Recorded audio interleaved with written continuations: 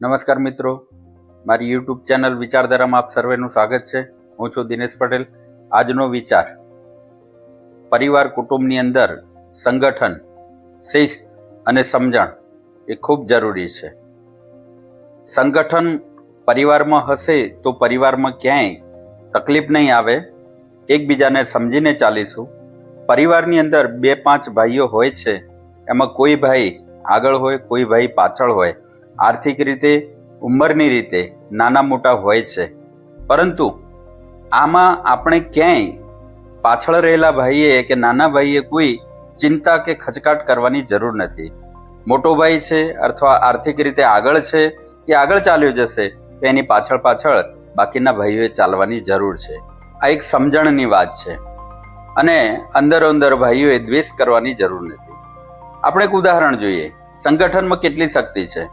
દાખલા તરીકે મધમાખીનો પૂડો હોય તો એમાં મધમાખીઓ બધી સંગઠિત છે અને એના ઉપર આવી પડેલી કોઈ મુશ્કેલી કે આપત્તિ એ વખતે સૌ મધમાખી એક સાથે સંગઠિત રહે છે અને આવેલી મુશ્કેલીનો સામનો કરે છે.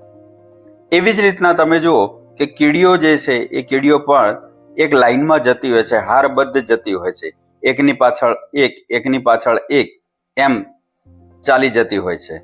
હવે આ કીડીઓની વાત કરીએ કે મધમાખીની વાત કરીએ, આ ક્યાંય કોઈ યુનિવર્સિટીમાં કે શાળા કોલેજમાં ભણવા નથી ગયા, છતાં પણ એવા નાના જીવજંતુઓ પાસે પણ આવું સંયમ અને શિસ્ત છે, સંગઠન છે.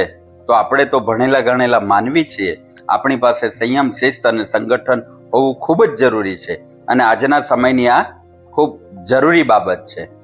આજના સમયની અંદર તમે જુઓ તો ઘરે ઘરે માત્ર એક દીકરો જે છે.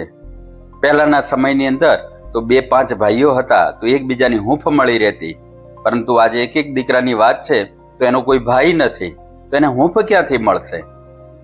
તો કાકા બાપાના જે દીકરાઓ છે, ભાઈઓ છે, એની સાથે એને હળતો મળતો રહેવા દો, એને એની હૂંફ મળવા દો અને આવી રીતના પરિવારની અંદર સમજણની ભાવના કેળવાશે તો પરિવાર સંગઠિત રહેશે અને એકબીજાને હૂંફ મળશે.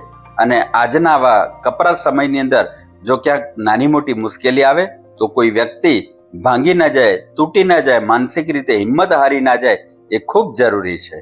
તો આજના સમયમાં બધા સંગઠિત થઈને રહે.